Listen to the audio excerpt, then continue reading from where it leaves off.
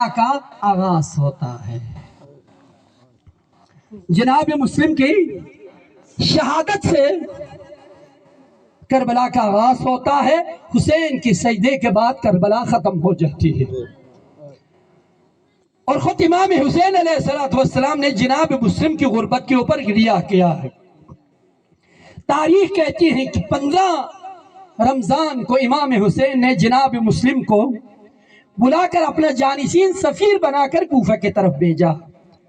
خدا کی قسم اگر جناب مسلم اور عباس دونوں کربلا میں موجود ہوتے تو کربلا کا نقشہ اس وقت کچھ اور ہوتا، مگر امام حسین نے مصلحت کو دیکھتے ہوئے ایک کو لڑنے کی جہاد کی اجازت نہیں دی۔ عباس کی شجاعت کے اوپر حسین کا پہرا تھا اور جناب مسلم کو اپنا سفیر بنا کر کوفہ کی طرف بھیجا۔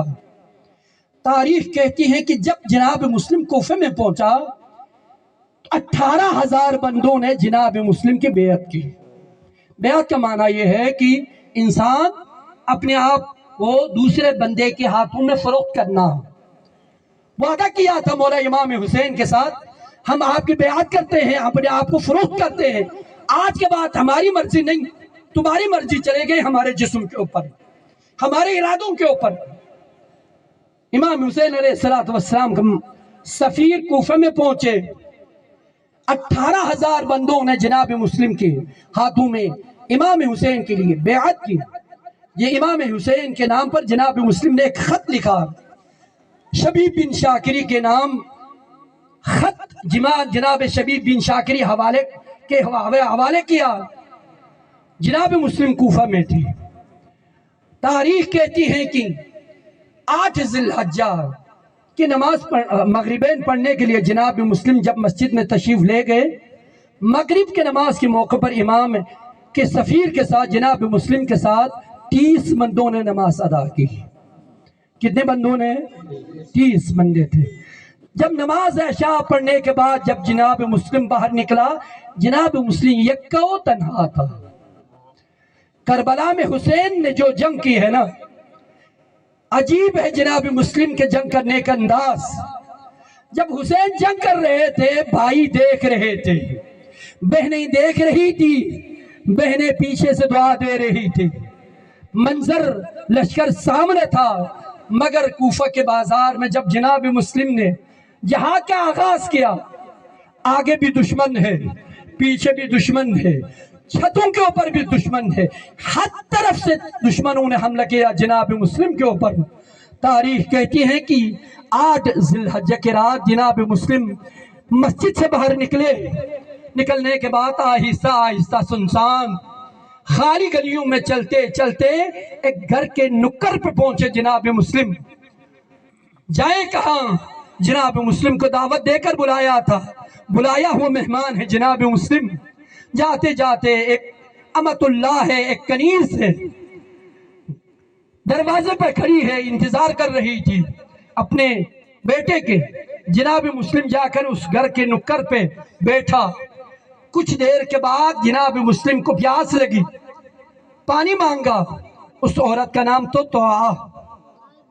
توعا سے پانی مانگا، عورت اندر چلی گئی، پانی لے کر آیا۔ جناب مسلم نے پانی پیا، پینے کے بعد جناب مسلم بیٹھ گئے۔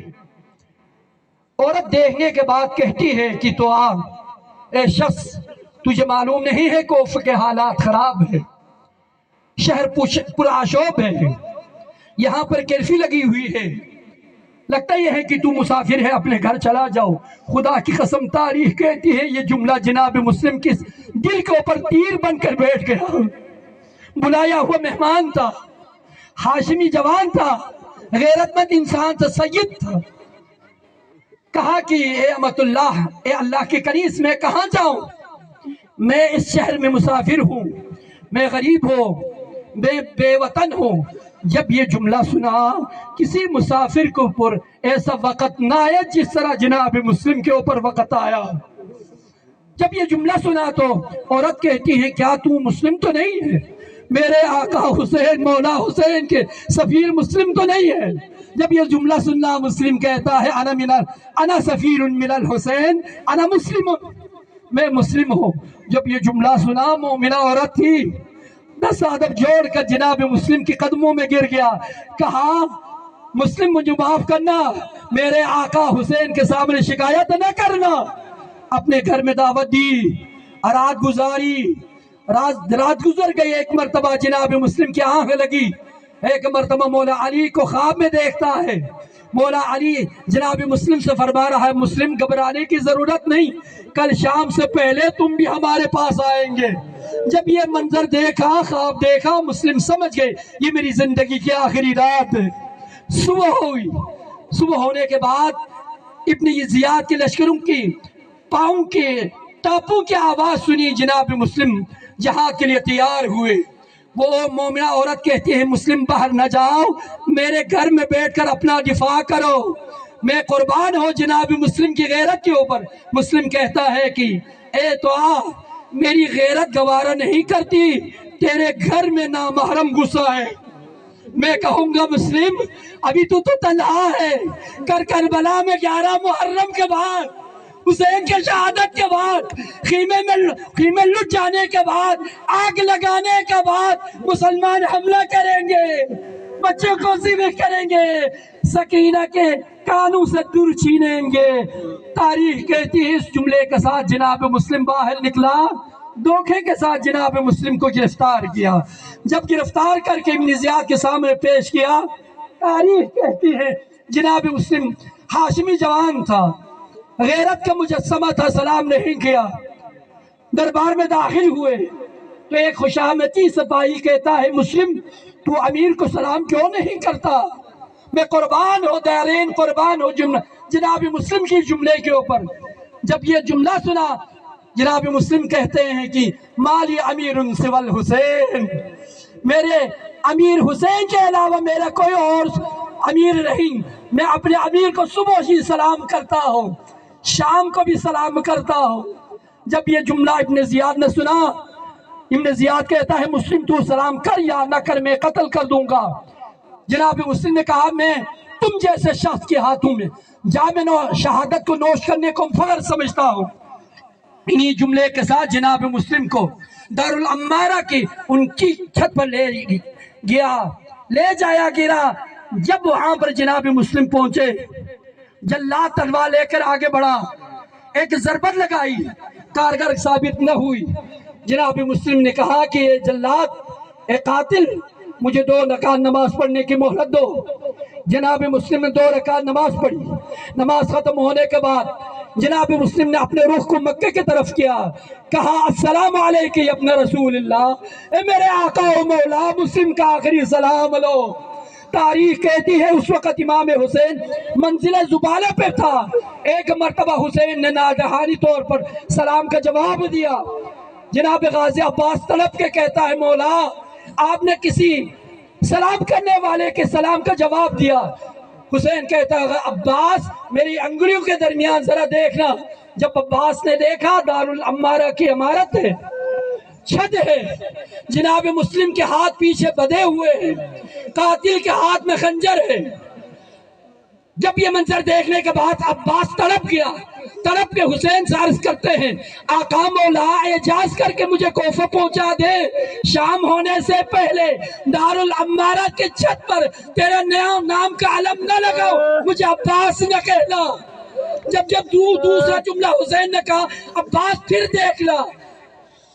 جب عباس نے دیکھا دارالعمارہ کے نیچے گلی میں ایک مستور، پردہ پوش مستور دامن پھیلا کر کہہ رہی تھی اے میرے حسین کے مسافر جانشین میں بقی چھوڑ کے آئی ہوں، تیری لاش کو گرنے نہیں دوں گی۔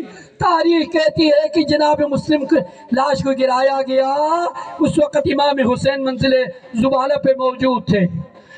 جناب مسلم کی شہادت کے بعد مسلم کی بچی عاتقہ وہاں پر موجود تھا۔ امام حسین نے عاتقہ کو بلایا، کہا عاتقہ بیٹا میرے پاس آ جا۔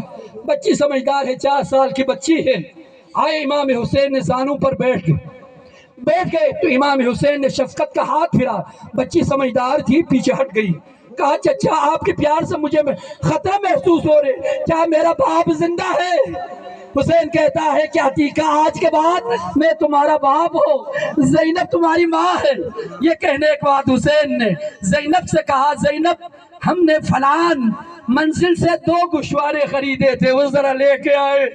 تاریخ کہتے ہیں زینب نے 2 گوشوارے لے کے آئے۔ حسین نے اپنے ہاتھوں سے ایک گوشوارے کو جناب عتیقہ کے کان میں اپنے ہاتھوں سے لگایا اور دوسرے کان میں دوسرے گوشوارے کو رکھا۔ سکینہ دور سے دیکھ رہی تھی، سکینہ سمجھ رہی تھی جو بچی یتیم ہو جائے اس کو گوشوارے پہنائے جاتے ہیں۔ میں کہوں گا سکینہ یہ حسین کا دربار ہے، شمر کا دربار نہیں۔ حسین کا دربار ہے، شمر کا دربار نہیں۔ حسین کا دربار ہے، شمر کے دربار میں بچیوں کو تماچے لگائے جائیں گے، چادریں چھینی جائیں گی۔ الا لعنت اللہ علی القوم الظالمین وسيعلم الذين ظلموا أي منقلب ينقلبون